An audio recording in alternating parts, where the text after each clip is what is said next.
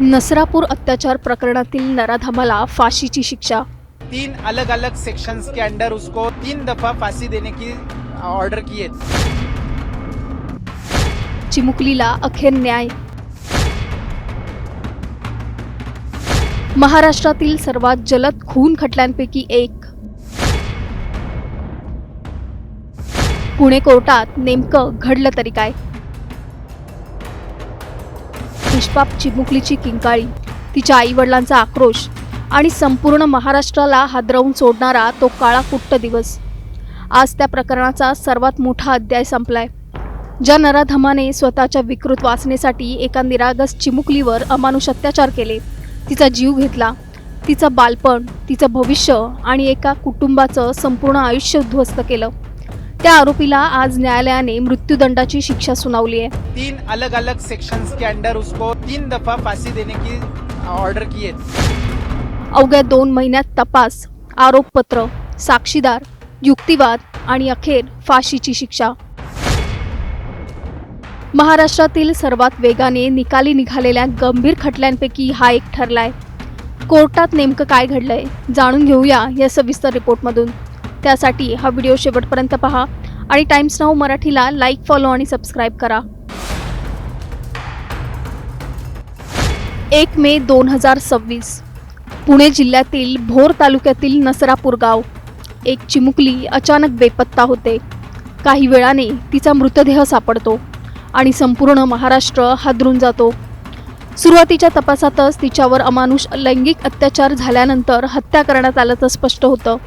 या घटनेने गावच नाही तर संपूर्ण राज्यात संतापाची लाट उसळते। पोलिसांनी वेळ न दवडता तपास सुरू केला। सीसीटीव्ही फुटेज, तांत्रिक पुरावे, DNA अहवाल, फॉरेन्सिक तपास आणि साक्षीदारांच्या जबाबांच्या आधारे 65 वर्षीय भीमराव कांबळे याला अटक करण्यात आली। तपास इतक्या वेगाने झाला की अवघ्या 16 दिवसात तब्बल 1200 पानी आरोपपत्र न्यायालयात दाखल करण्यात आलं। त्यानंतर विशेष न्यायालयात रोज सुनावणी झाली। 55 साक्षीदारांची साक्ष नोंदवण्यात आली। सरकारी पक्षाने वैज्ञानिक पुरावे, DNA, CCTV आणि वैद्यकीय अहवालांच्या आधारे आरोपी विरोधात भक्कम बाजू मांडली। विशेष सरकारी वकील अजय मिसर यांनी सर्वोच्च न्यायालयातील अनेक महत्त्वाच्या निकालांचा आधार घेत हा गुन्हा रेअरेस्ट ऑफ द रेअर असल्याचा युक्तिवाद केला आणि फाशीची शिक्षा देण्याची मागणी केली। 25 जूनला न्यायालयाने आरोपीला दोषी ठरवलं आणि या शिक्षेचा निकाल देताना विशेष न्यायाधीश SR साळुंखे यांनी आरोपीला फाशीची शिक्षा सुनावली। निकाल देताच न्यायालयाने अनेक कठोर निरीक्षणं नोंदवली। न्यायालयाने म्हटलं, हा गुन्हा अत्यंत थंड डोक्याने नियोजन करून करण्यात आलाय। पीडित मुलगी स्वतःचा बचाव करण्याच्या स्थितीत नव्हती। तिच्यावर अत्याचार करून तिची हत्या करण्यात आली। एवढंच नाही, या संपूर्ण घटनेने समाजमन हादरलं असून हा गुन्हा रेअरेस्ट ऑफ द रेअर प्रकारात मोडतो। न्यायालयाने आरोपीच्या पूर्व इतिहासाचाही उल्लेख केलाय। याआधीही त्याच्यावर अल्पवयीन मुलींवर अत्याचाराचा प्रयत्न, एका महिलेवर हल्ला आणि अन्य महिलांवर अत्याचाराचे प्रयत्न केल्याचे आरोप आहेत। न्यायालयाच्या मते आरोपीने सुधारण्याची संधी गमावली होती आणि समाजासाठी तो गंभीर धोकाही बनला होता। न्यायालयाने निरीक्षण नोंदवलं की चिमुकलीच्या शरीरावर 18 गंभीर जखमा होत्या। पोस्टमॉर्टम अहवालाने लैंगिक अत्याचार सिद्ध केला। सादर केलेले सर्व वैज्ञानिक पुरावे आरोपीकडेच बोट दाखवत होते। त्यामुळे आरोपीला कोणतीही दया दाखवण्याचं कारण नसल्याचं न्यायालयाने स्पष्ट केलंय। या प्रकरणातील आणखी एक महत्त्वाची बाब म्हणजे तपास आणि न्यायालयीन प्रक्रियेचा वेग। अवघ्या 2 महिन्यात तपास, आरोपपत्र, साक्षी, युक्तिवाद आणि शिक्षेपर्यंतचा संपूर्ण प्रवास पूर्ण झाला। खून आणि लैंगिक अत्याचाराच्या अशा गंभीर प्रकरणात इतक्या कमी कालावधीत निकाल लागणं ही महाराष्ट्रातील अत्यंत दुर्मिळ घटना मानली जाते। निकाल वाचताना न्यायालयाने तपास करणाऱ्या पुणे ग्रामीण पोलिसांचं, फॉरेन्सिक तज्ज्ञांचं, सायबर विभागाचं, डॉक्टरांचं आणि सरकारी वकिलांचं विशेष कौतुक केलंय।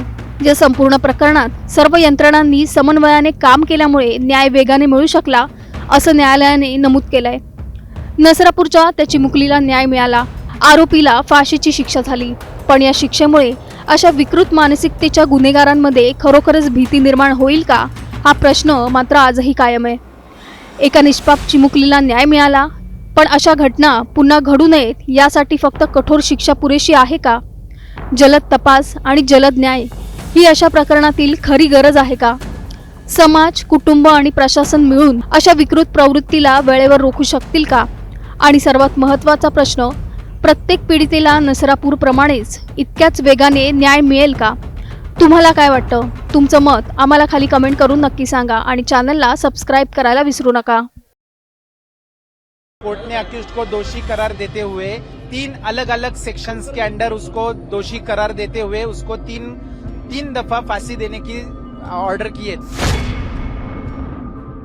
कोर्ट ने अक्यूज्ड को दोषी करार देते हुए तीन अलग अलग सेक्शंस के अंडर उसको दोषी करार देते हुए उसको तीन दफा फांसी देने की ऑर्डर की है.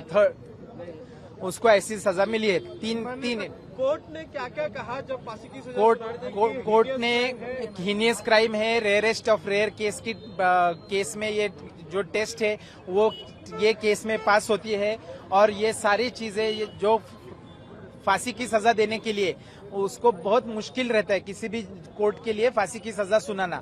तो वो सारे पैरामीटर्स जो रिक्वायर्ड है, all those parameters which are required to convict any person and award death sentence, वो all those parameters have been fulfilled in this case. Court specifically stated about the motive and the nature of the crime. Can you just elaborate about that part? Motive नहीं, nature of crime ये most barbaric है. Motive उसका in order to satisfy his lust this particular accused has committed this offence. तो ये court ने hold करते हुए उसको फांसी की सजा दी है कि ये बार्बरिक नेचर का ऑफेंस है.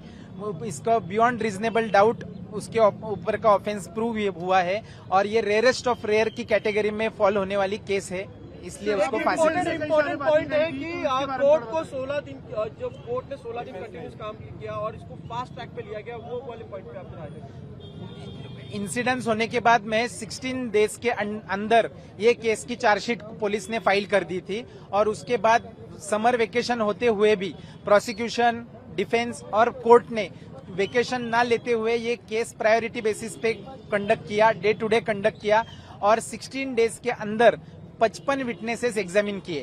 तो ये एक मतलब मेरे हिसाब से ये बहुत सबसे जल्द चलने वाला, सबसे फास्ट चलने वाला ये एक केस हुआ है. आपको लगता है कि विक्टिम को न्याय आखिरकार मिला है या फिर आगे क्या?